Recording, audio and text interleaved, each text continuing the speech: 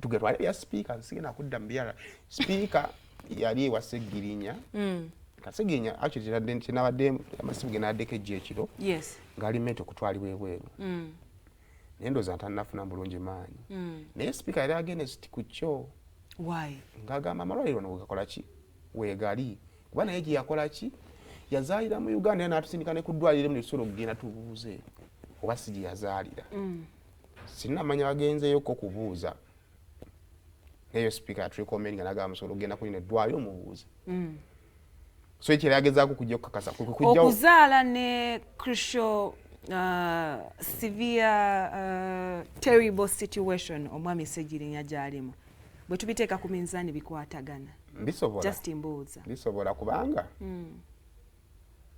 so mpe Sipiika. The perception of people keeping going outside the hospital. We have a very good health care in Uganda. I was very amused when people were saying I was in South Africa, I gave birth from South Africa. I gave birth in Uganda, in a private hospital in Uganda. So why should we go there? We must live with what we have.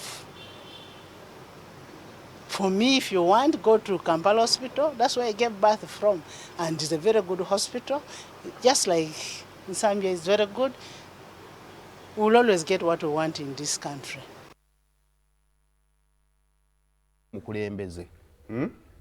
Omanyi wali kintu kimala abantu maanyi. Abakulembeze baffe okulala bonna ne bagenda wa ebweru. Kakati ekigambo ekibulibwa buli mukulembeze kyandibaddenga amalwaliro gaffe gasobola okukola ki? Omanyi obulwadde, it's not medication. Obwonko buno. Buli bwogenda omusawo n'olowooza nti ajja kukuwonya. Owona.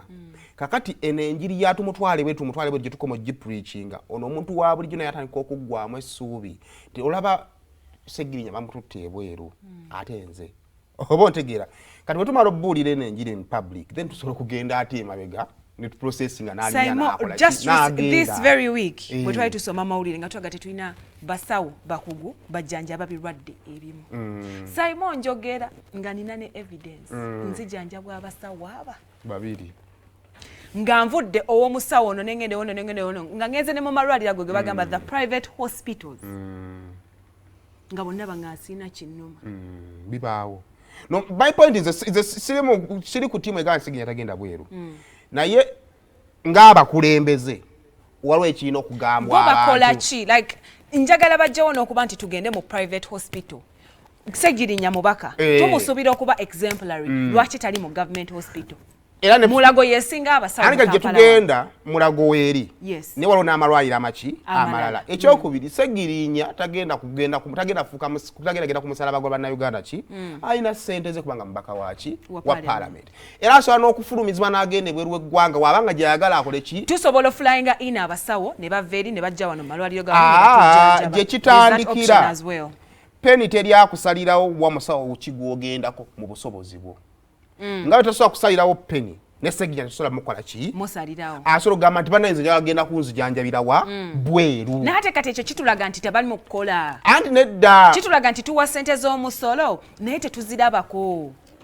kuba njagala nnyo Ssegirinya abeerenga sacrificial lamb gwe nga bw'osobola okuva ku kyalo kyamu n'otagenda ku kliniki ya ku kyalo kyamu n'ojja mu kibuga tekitegeeza nti kliniki y'okukyalo tesobola kukola ki kujjanjaba naye oba oli mukulembeze wa ku kitundu ekyo ate tukusuubira okupreachinga enjiri ya nasoose ku kliniki wano ne bankebera then ne neeyongerayo lwansonga nti omulimu gw'omukulembeze olina ebintu bibiri nga tonnafa ku bulamu bwe olina okufa ne ku bulamu bw'abo abakola ki Simon nga tonnaba kugenda making sure health center 1 2 3 and 4 waliyo eddagala nti nagenze mu health center 4 ne banzijanjabako naye ne siwona ne bandifaringa nti ngende mulago ngende anti esobola okuba rifaalo kati ekitwaza Ssegirinya miyinza okuba ebingi Maizo baba muri farinze kiyinza okuba privacy awumulemu oba ontegeera for privacy I would understand anti kati bingi but bwe muba mu frontinga kuba nti bamutwala ku mujjanjaba medical and health bichi mu Uganda ebeerekebwa kyobola Speaker akugambye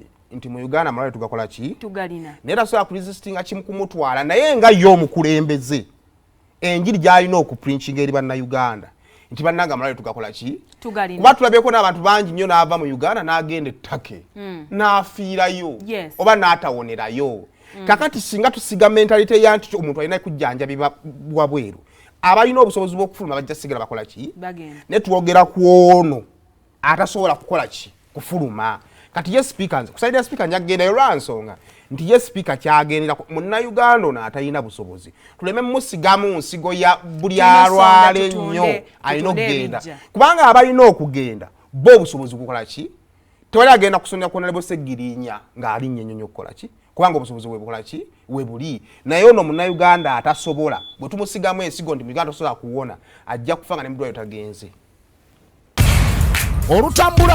olutambula mu ba celebrities